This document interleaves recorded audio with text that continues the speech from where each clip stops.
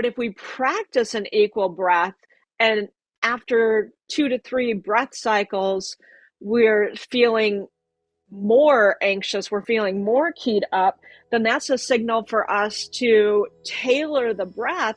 So we're adding in a longer exhale so that it is more centered, it is more balancing. And that's simply information. It lets us know that our nervous system needs more of the softening than it does of the activating that happens during an inhale. Welcome back to the You Need a Counselor podcast. This is a show presented by Heart and Solutions Counseling Agency. We release new episodes every Sunday at 5 p.m. Central and encourage you to batch up that laundry, put away the dishes, plan for the week ahead, or do any other task that might seem daunting while you give our show a listen. You might just be encouraged to call your therapist, connect with this week's guest, or seek out those services you've been considering for a while but haven't made the commitment to yet. If you are in the state of Iowa and are in need of mental or behavioral health counseling, give us a call at 1-800-531-4236. Enjoy the show. Hello and welcome back to the You Need a Counselor podcast. My name is Dr. Julie Johnson. I'm the president and founder here at Heart and Solutions Mental Health and Behavioral Health Counseling in Iowa. And I'm Chrissa Hunt. I am the Vice President at Heart and Solutions in charge of our Behavioral Health Department. And this is our podcast, You Need a Counselor. So we are designed for people curious about counseling, but have barriers keeping them from experiencing the benefits of counseling. Our mission is to share stories about counseling, good, bad, and indifferent, and spread the message that everyone can benefit from mental health and behavioral health counseling services. Our guest today is one of our favorite guests. She has been on 2 separate episodes here and has also co-hosted with us as well. So we would like to welcome back Eva ZobianWolf of Eva Z Wellness. And just as a reminder about Eva brings that mind-body connection really to the forefront in very practical ways with her individual and group coaching, those private sessions that she can do over the internet from wherever you are. And she really focuses a lot on the physical and mental health impacts of stress and burnout in our lives. It really helps people, especially who are struggling with chronic illness or chronic pain. She's got a medical background that really helps her understand how trauma and our physical bodies really connect. So we are so excited to have you back, Eva. Welcome to the show. Thank you. Thank you for having me back. I love getting to spend time with both of you. It is awesome having you back here. And will you give us a little bit of a summary of kind of what the services that you provide are, so that if people haven't heard those first couple of episodes, they can kind of really get to know what Eva Z Wellness is. Yeah, absolutely. I love to bring mindfulness, movement, breath work, bringing it into a person's life in a way that makes sense for them, because not everybody, even as medical providers, a lot of us don't recognize the practical aspects of how we can influence our nervous system with really simple, small changes. Adding in a moment to pause, adding breath work into our day, taking those few moments to add awareness into how we're moving. And so when I'm working with clients, we're working on what are the areas that they most want to improve in their life and tailoring everything specifically to them, whether it's through private coaching, whether it's through a group coaching. And then I'm also teaching different workshops on the nervous system, the vagus nerve. This past weekend, I taught a workshop on health emergencies that can happen in a yoga workshop. That one was designed specifically for yoga teachers, how to respond when emotions come up in a yoga class or other health emergencies. And then I'm also a continuing education provider for nurses. So I bring yoga therapy, all the mindfulness into continuing education that nurses can use for renewing their license. Awesome. And I was just looking at your website and it says like join the self-care is healthcare community. Can you kind of explain like what that means and how I know people probably don't always think of it that way, that self-care is providing healthcare, like what that means to you. Yeah, so I have a Facebook community that everybody can join, and it is geared specifically. I'm giving information on movement practices that they can do, how you can tailor different yoga movements and other movements into your own body. So I will teach Ottoman yoga, couch yoga, and show different movements that you can do, whether you're standing, sitting, or lying down. How to create a morning routine, how to create a sleep routine. This month, I've been running a challenge on how to balance cortisol in your body. And every day I'm just providing 2 to 3 minutes of something that you can do to bring balance into your moment, and how that impacts your cortisol levels and your nervous system. Oh, so what are some of those ways that we might be able to be aware of our cortisol levels and that fluctuation throughout the day? And then what are some of those ways that we could, in those few random moments that we have throughout the day, work on balancing those cortisol levels? So if you've ever, that's a great question. So thank you for that. Because as having worked as a nurse for many years and having worked in healthcare for over 20 years, there were multiple times where I would come home and walk into the house and just immediately get angry, frustrated, because something wasn't where I thought it was supposed to be, or I couldn't find it, or whatever the reason. Like that moment where you just walk in and like you're the Hulk version of you comes out, and everybody's done that, where you walk into the house and you're just like, oh my gosh, what is going on here? Am I the only one that cares about how this house looks? And am I the only one that has to do all of the work in here? I'm always the one that's cleaning and organizing and caring. And you just go off on this thing. And then all of a sudden somebody goes, was this what you were looking for? And you just realize that you snapped for absolutely no reason. Um, Practicing mindfulness techniques helps us to dial that back, so we recognize before we even get to that point. We recognize in our body the signals of when we're starting to get all amped up, and then be able to look into our body and go, okay, what do I need? Do I need to eat something? Do I need to go for a walk? Do I need to listen to music? Do I need, what is it that I need? So one of the things that I love to initiate with my clients is something that I call the pause, where when you start to feel yourself getting all swirly and out of control, is taking a moment to just stop. You can do anything in that moment, stop, and then you can breathe, or you can stop and look inward. You can stop and clench your body super, super tight, and then just slowly relax. And then using your resources. What are the things that are around you that you can use? Do you need to listen to music? Do you need to eat a protein bar or something, or eat a healthy snack? Do you need a glass of water? Do you need to go walk outside? And then doing those things.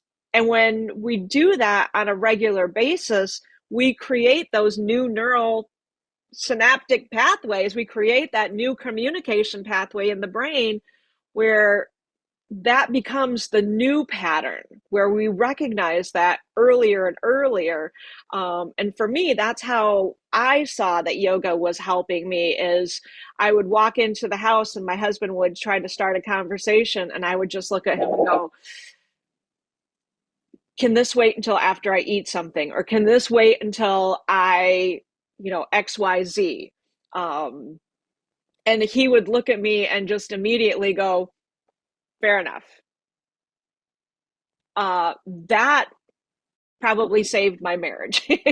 But having that awareness of something's not right in me. I can feel it in my mind. I can feel it in my body.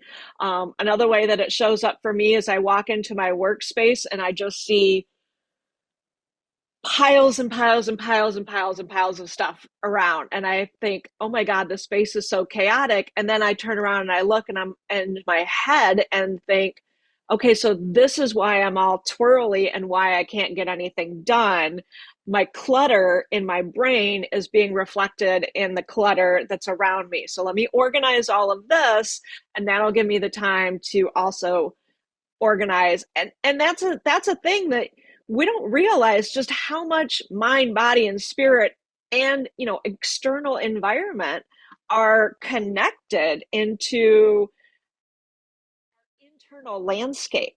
How we feel on the inside is being reflected to us on the outside in a lot of different ways. What are some examples then of like signs that people should look for like in themselves to know like maybe these groups are, maybe that is something I need to work on, is being able to get more comfortable, like taking those pauses and taking those breaks? Like how can they help recognize that in themselves? So here's a great example of that. And this is what I use with a lot of my students. If you've ever been driving on the highway and somebody has cut you off, what does the next 10, 15 minutes or the next couple hours look like? And if you're able to just be like, oh, well, apparently that person just had, they must have just realized that was their exit, or they must be in a hurry, or they must be having a really bad day, and you're able to just brush it aside, then your nervous system's in a really good balanced state. But if you're immediately going from calm, relaxed, jamming out to your music, and this person cuts you off, and suddenly you turn into the sailor that just got back from a deployment and is just cussing like crazy, and not able to let that go, that's being internalized in your body. And that's where we get all of that stress and tightness in our body. When we think stress, we think, I can't pay my bills, I'm fighting with my spouse, I'm overwhelmed by the unbelievable amount of extreme situations in my life. We don't think of stress as all of the little interactions that we have with people and the residual junk that we accept when we're not just navigating it and letting things slide. Um, People think, I do yoga to get flexible in my body.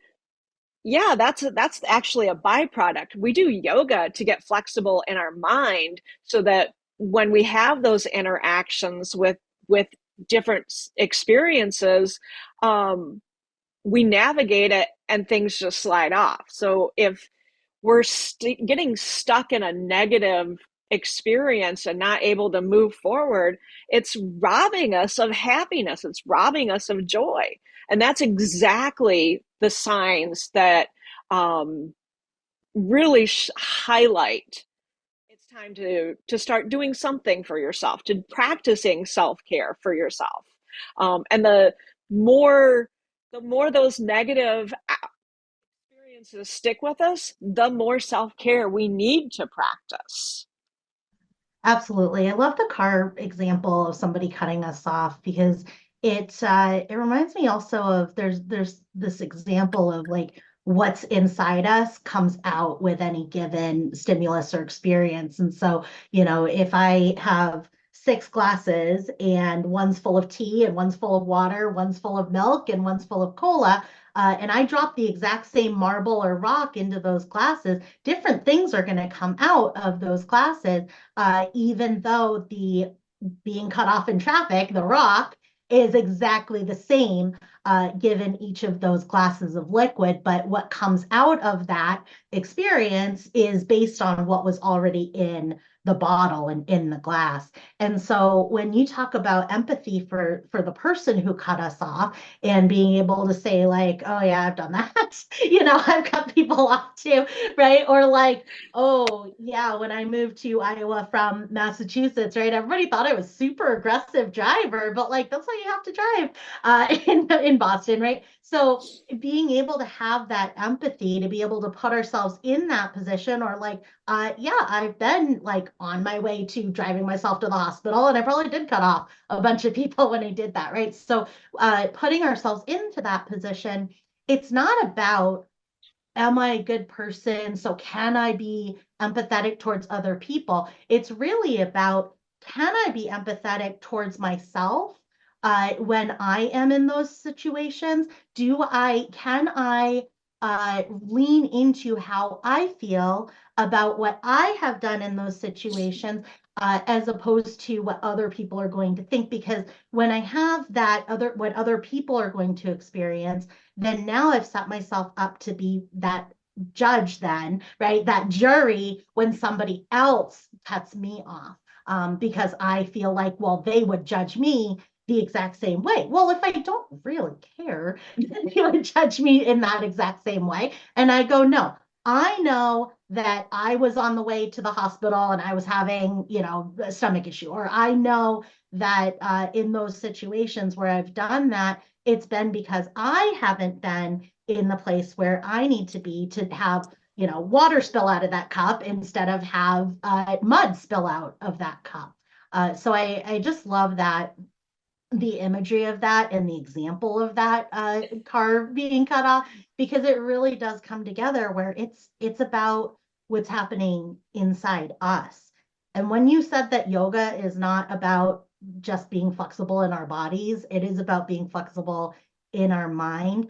That's amazing. The imagery of a rubber band, how a rubber band gets stretched and pulled in stress, but then comes right back to center, or the idea of mind like water, which David Allen talks about and comes from his background in martial arts, is that water doesn't react in an overreaction or an underreaction.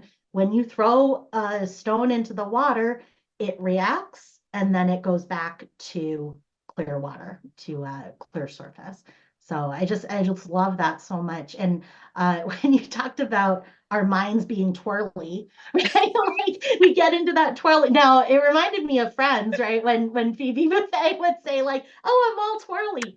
But I think it's so relatable because that's a situation that, a lot of times, and you talk a lot about, people who have work stress, right? And who have like pressure on themselves, identity stress, pressure to be a certain way or to perform a certain way. And when we've got that, then we sometimes just don't give ourselves permission to feel twirly. And sometimes twirly is the absolute right reaction, right, to what's happening around us. So I just love that you model that like, no, we can feel twirly. It's okay. That's normal to feel that way. And we can come back from it and we can recenter ourselves and we have control over that recentering, which I think is beautiful. Yeah. The spiraling on housework one, I mean, I think that's such a great indicator, right? When we switch tasks, when we go into the office, when we go into our workspace, when we come home, when we do that switch tasking, right? How are we feeling when that happens? And we have so much control over those things, but we're not always feeling empowered to communicate them to other people. So I love your example of like, oh, I can tell, like if somebody calls me and I'm like, nope, I don't have it in here. Right? I don't have it in here to hear about this problem or to talk about this situation right now, right? Like give me like 20 minutes, right? And then I can really focus on the relationship and what's happening. I keep joking that I'm going to create a workshop on how to say no, because that's a huge boundary of self-care, just to be able to exactly what you were saying with that reference of a friend calling, and you're um that guilt that we feel when we think, oh, I have to take this call even though I'm not in the space to be a good friend right now. So how do we say, hey, give me 20 minutes, or is it okay if I call you in 2 hours? Um, you know, having those boundaries to be able to say, I need some time for myself in order to be more fully myself. One of the things that you hear people say all the time is fill your cup. You can't pour from an empty cup. And we think, well, my cup needs to be at least half full in order for me to be able to give to others. But by doing that, we're still giving them part of that 50%. If our cup's only half full, we're still giving of ourselves. And I would love to encourage people to think that the cup should be full, and whatever's overflowing from the cup is what we're giving to others. You probably should make a workshop on how to say no. People probably would go to that. Yeah, I'm curious about your workshops and your groups. Can you give us some examples of interventions you do if it's an individual session versus a group session and how those differ? Absolutely. So if it's a private session with an individual, we're looking very specifically at what are their goals, what are the things that they want to improve in their life, and then how do we take yogic practical practices and yogic philosophies and apply them into the things that they're doing in their lives. So we're starting with the person's already like what's right in the person, and how do we accentuate on that, rather than saying, okay, let's try to fix these things that are broken in you. Everybody's has their own journey, and it should happen at their own pace and at their own comfort level, and learning how to trust in the timing of their life. One of the big things that for me that has evolved is, rather than looking at things as good or bad or a mistake and a success, I made a decision. What did I learn from that decision? It either moved me forward, or it provided a space for me to recognize that I needed to learn more, or I needed to think about that differently, or so everything's more along the lines of what was in it for me. It happened for me rather than to me. Um, and so we'll do different practices in terms of movement, meditation, but also laying the groundwork for how do we shift our thinking and reframing thoughts, so that we're looking at things from, that was a different version of me, and the current version of me exists only in this moment. What do I need to do so that the next version of me is more in aligned with my true self? And then if it's a workshop that I'm working with a group of people, then we have a very specific focus that we're working on. And it's more along the lines of how do I provide practices? How do I provide insight on how you can implement this for yourself in a way that makes sense? For some people, mindfulness is, I'm going to sit on the floor and I'm going to listen to music and meditate. It might be, one of my favorites is the Kirtan Kriya meditation, where we're using sa, ta, na, ma, because it improves cognitive function. It's something that the Alzheimer's Research and Prevention Organization they've done a white paper that it shows it improves cognitive function. And so when I am speaking with clients and I say, okay, this is why we're doing this, then all of a sudden now it has meaning, it has relevance. But for another person, they may still want to do a mindfulness practice where they're doing their art, but they're focused and they're specifically in their art. They're in that flow state. And that's more of a meditation for me. Just letting people know that if you go out for a walk and you turn your music and your phone off, so that you are only paying attention to the surroundings and you're only paying attention to how you feel when you're on that walk, that's a meditation as well. So just really highlighting how do you take these principles and implement them into your own day, into your own life in a way that makes sense for you. So classes on how to utilize the vagus nerve, understanding that. Also, because for a lot of medical professionals, we know the structures, we know the anatomy, we know the function, we know the physiology of it. But it was through yoga teaching and yoga therapy teaching that I was able to recognize that my exhales are tapping into my parasympathetic nervous system. So I want to lengthen my exhales when I'm in that moment of exasperation, or when I'm twirly, or when I need to get centered for a moment. Yeah, it makes it, our body is very similar to a machine. It has all different systems within it. All those systems interact with each other, and the brain is one of those systems, and it's part of another large system in the body that's connected with every other part of us. And so if we can, I think we get so into identity. We get so into like, okay, well, my roles are this, and so therefore, my body needs to do these things for me, right?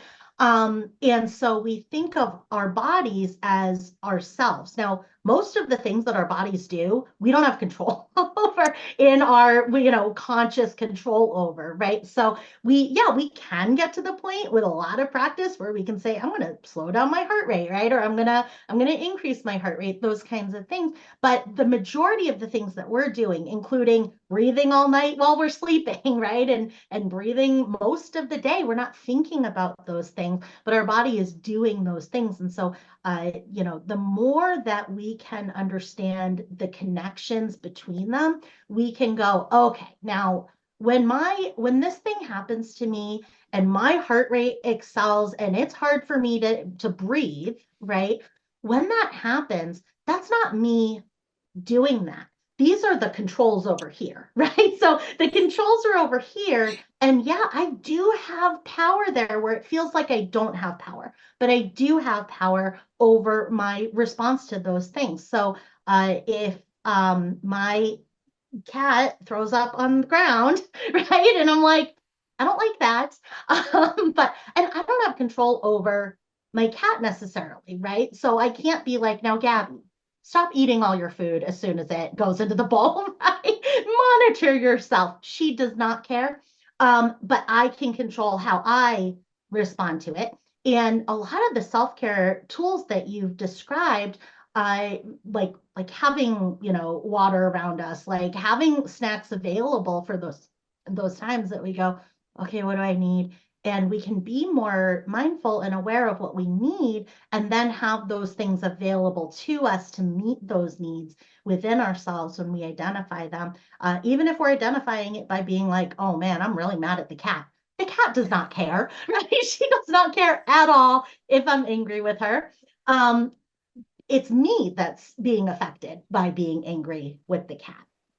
And so I love what you teach about that, because we do have the tools when we're taught the tools. And when we use the tools and we understand how they work now, oh yeah, this tool works really great for a lot of people. It works for me when I pair it with this, or it works well for me if I do it in this way. If I do it in this other way that works great for somebody else, I get a little bit wary of it, right? Or I get a little bit, and just knowing that about ourselves and being able to be like, no, if you put me under a warm blanket, I'm gonna freak out. Like, where's the fan? Right? Whereas other people are like, give me all the warm blankets, and I'm gonna feel comfort there. So I love that it's so individualized, that it is really learning this machine that is our body and our mind, learning it and going, no, it's not me that is not performing the way that I want to be performing, or showing up the way that I want to perform. It is my body and it is my mind doing these things. And also my controls for it are over here. They're not where I think they are. Because where we think they are is, well, I'm going to power through, right? I'm just not going to feel sad today. Like, I'm just not going to feel that. I'm not going to let myself, I'm going to distract, right? I'm going to use things to kind of dull that feeling. Whereas when we are being intentional about, no, I'm not going to distract, I'm not going to do that stuff. I'm going to address the need that my body is telling me that it has, that my mind is telling me that it has. I'm going to address that head on, and we can save ourselves so much of that pain and that constant need or desire to try to resolve things that really don't need to be resolved because they're normal. They are human functioning. Yes. Oh my gosh. There's so much in there that you said that was just amazing. Um, One of the things that I teach my students and my clients is this moment's version of you is always giving you feedback on how you eat, how you sleep, how you breathe, and how you move. Whether that's in the last hour, the last day, the last week, the last couple months. Um, that can give you information so that it informs how you move forward. If your body is all tight and full of pain, then how can you how can you move? How can you breathe? How can, and looking at, well, what happened in the last few days? How did I eat? How did I move? How did I sleep? How did I breathe? And then using that to inform, well, what do I want to do moving forward? But then touching on the mental component of that, that also gives us a little bit of accountability, responsibility, and also compassion for ourselves, because now we can move forward with a different mindset, and recognizing that how we show up as the version of ourselves that had the energy level, the bandwidth, the ability to be more fully ourselves. And then one of the things that you said that I thought was really, really powerful is we also recognize that other people are doing the same thing as well too. So when they show up and they're twirly and angry and overreactive, and we're like, that's not normally them. What's going on with them that's how they're responding? Or if we meet somebody for the first time and they're just kind of off, angry, or, whatever it is, then we recognize that that has everything to do with them and nothing to do with us. Absolutely. When we can allow it, when somebody has not followed our script, right? And we can allow that them not following our script, like my anger is not caused by them. My anger Yes. is caused by me having a script for somebody that I'm not in a position to be scripting. Right? So when we can say, no, my anger at that person has really nothing to do with that person, then we also can say, well, somebody else's anger with me really has nothing to do with me. Yes, absolutely, absolutely. And as we're wanted to go back to one other thing you were talking about, when we are listening to our body and we recognize that we're in that space where we're starting to get reactive, one of the best tools, and it's something that, it's a resource that's with us everywhere we are, is our breath. So doing something like equal breathing is a way for us to just get centered. The thing is, exactly how you were talking about earlier, is that we have to practice this on a regular basis to know, well, what is our equal breath? Because if we're doing an equal breath, is just simply breathing in to a count of four, breathing out to a count of four. But if we practice an equal breath, and after 2 to 3 breath cycles, we're feeling more anxious, we're feeling more keyed up, then that's a signal for us to tailor the breath. So we're adding in a longer exhale so that it is more centered, it is more balancing. And that's simply information. It lets us know that we are, our nervous system needs more of the softening than it does of the activating that happens during an inhale. And it's not, again, it's not good, it's not bad, it just simply is. And we're using the feedback from our body to tailor the breath to what we need in this moment. Absolutely. I love that imagery too of the breath as the inhale as an active source, right? The inhale is taking that start mechanism, right? That start energy. The inhale is a little bit like the offensive, right? Like going on the offensive. It's like the more dominant feel, right? And then when we do the exhale, we're in more of that passive, more submissive, right? Feeling where that exhale it's releasing those things, right? So the exhale doesn't require start energy because the inhale has done that start energy process. And sometimes we need start energy. There are a lot of times, and there are a lot of diagnoses that or symptomologies that can impact us where we're like, I can't get start. I need that start energy. And then there's so many diagnoses and symptomologies where it's like, no, I have plenty of start energy. I need to be able to practice letting go and letting things be more passive in my life, or taking a more passive approach to things that I genuinely don't have control over, right? Like other people and what they do and things like that. So I think that is a great example, that equal breathing. And I'd love to kind of do that together. If you wouldn't mind leading Chrissa and I through that, and listeners can kind of go through it at the same time. With this idea in mind, you said a couple times the person that we are in this exact moment, like in this moment, I am talking to you, Eva, I'm talking to Chrissa, right? And this is it. This is the only me that I can ever be. In the future, I can be a different me, right? And every 7 years, our bodies completely, all right, are renewed. And so, yeah, I can absolutely be that person. But when we get into like the past and we get into the future in any given moment, then it robs us of that moment, because our brain is elsewhere other than where our feet are. So kind of keeping that in mind, we'd love to hear the equal breathing technique if you want to walk us through that. Yeah, absolutely. So, I'm going to invite you to be in a comfortable space. You can use your arms in this movement, or however it feels comfortable for you.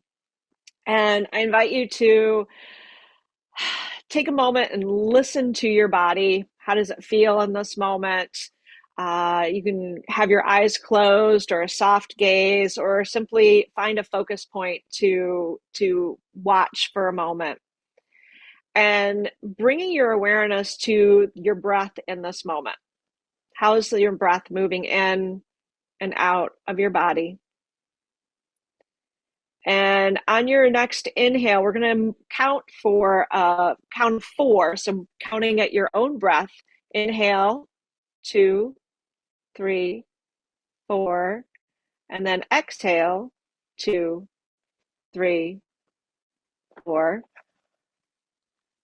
Inhale, 2, 3, 4. Exhale, 2, 3, 4. Inhale, 2, 3, 4. Exhale, 2, 3, 4. And staying here for just a moment, bringing your awareness back to your breath,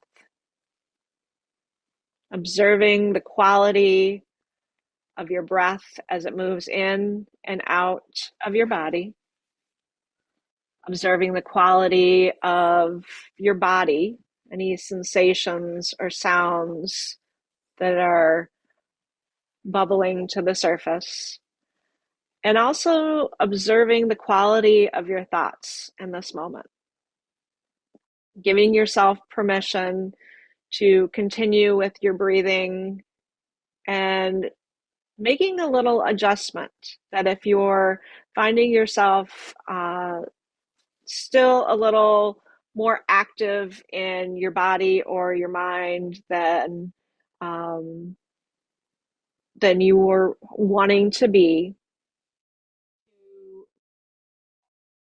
adjust your breathing so that the count is a count of 4 on the inhale and a count of 5 or 6 or 7 on the exhale, giving yourself permission to use this breathing at any point in time during your day. Pause for a moment to return to your space, your resources, yourself, and coming back to the space where you are. Beautiful.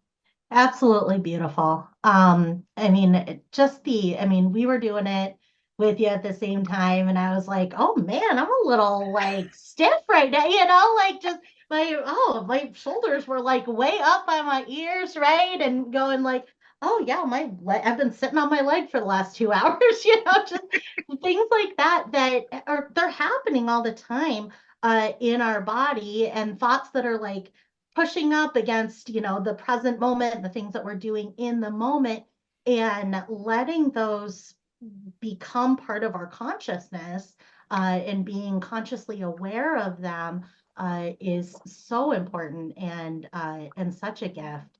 And those breathing techniques, and the breath work is so important. And I was just listening to information about Taylor Swift, because she does extensive breath work to be able to, improve her stamina and do these like 4-hour shows and stuff like, I mean, extensive breath work.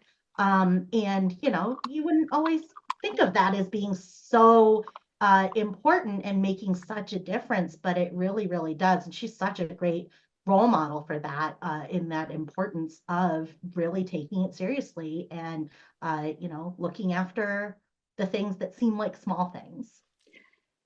Yes. And that's the thing, is that the breath work is being utilized in a lot of different capacities. Anybody that's singing is utilizing it. The military uses breath practices in a lot of their special forces teams, to be able to bring that calm into their body before they initiate with whatever action or maneuver that they're getting ready to do in that moment. And so it's being used in a lot of different ways. People that practice instruments, saxophone, wind instruments, they're having to have really good breath control. People that swim, it's the same thing. So not only are we we're tapping into the physiology of the body, but we're also connecting it to the nervous system, and because it's connected. Sorry, I've got my little puppy that is sitting We here with love me, and that puppy. he's having a massive puppy moment right now. He's allowed to be. um Wanted to make himself known. It's also a way for us to connect the mind and the body together in a way that when we get on autopilot, we're becoming unaware of that connection. We're not feeling how we breathe is connected to our body. We're not feeling how our body is connected to our mind. But by bringing that slowly together, we do get that connection. Yeah, absolutely. And I felt like when we were doing it, like I was like fidgeting the whole time. I was like, I should probably do this more because I like can't focus. Yeah, well, anyways, thank you so much for being here again. We would love to know if you could give a suggestion to somebody on the fence about either starting counseling or reaching out to you to start some groups or individual counseling with you. What suggestion might you give? Oh my goodness. Uh, you are one of the things that I have found just profound is understanding that we are always a student of ourselves. And the more that we utilize our resources to gain insight about ourselves, the more we become more happy, more joyful, more centered, more focused. We find our purpose in life. And going to see a counselor is a great way to be able to utilize that resource of gaining more insight into ourselves. Counselors do such a phenomenal job, and they have so many tools available to them to be able to help a person to be able to uncover and unlearn the facets of themselves that don't actually really belong to them, and how to highlight the areas that really are truly them. Absolutely. Being able to explore who we authentically are and try on different ways of being and then have feedback for ourselves of like, oh, no, I didn't like that. Or like, oh, that feels very natural, right? To do that. And then trusting that the instinctual reactions that we have to trying on those different pieces or trying on different ways of thinking or understanding of our bodies and minds, that we can do experiments like that in that safe place of either direct coaching or a group setting, to be able to say like, no, it's not a mistake that I tried being more assertive in this way and then it became aggressive, right? So, okay, I tried that. And it wasn't a mistake to do that because now I know where the line is where it starts to feel aggressive to me, versus where it starts to feel assertive and like, where is that sweet spot of the boundary? So I absolutely, I think it is great to have those safe spaces. It allows us to do that work of exploring ourselves. And they say, well, space is the final frontier, but really it's our internal worlds, it's our internal mechanisms and the way that that our bodies and our minds function that really is unlimited in terms of our exploration of that. So that is beautiful. So Eva, it's always wonderful to have you on the show. We love having you and your puppy here with us. And you guys can reach out to Eva Z at Eva Z Wellness, and on Instagram, YouTube, Facebook at Eva Z Wellness, or you can email her at info@evazwellness.com. So Eva Z Wellness, all the same name, makes it really easy to get in touch and get started. And we just want to thank you so much for being with us again today, Eva. Like I said, we love having you on the show. Oh, thank you for having me. It's always fun talking with you. I'm Eva ZobianWolf of Eva Z Wellness, and I need a counselor. Awesome. Me too. And I'm Chrissa Hunt. And I'm Julie Johnson, and we need a counselor. And so do you. Bye. Bye. Thank you for listening to the You Need a Counselor podcast. We are so grateful that you're here. Now, we want to hear from you. Text us or give us a call at 515-650-3231. You can also find and connect with You Need a Counselor on Facebook and Instagram. If you've enjoyed today's show, please take a moment to like, review, or leave a comment, as all of these things help others to find and benefit from the podcast as well. If you're in the state of Iowa and interested in mental health counseling or behavioral health intervention services, give us a call at 800-531-4236.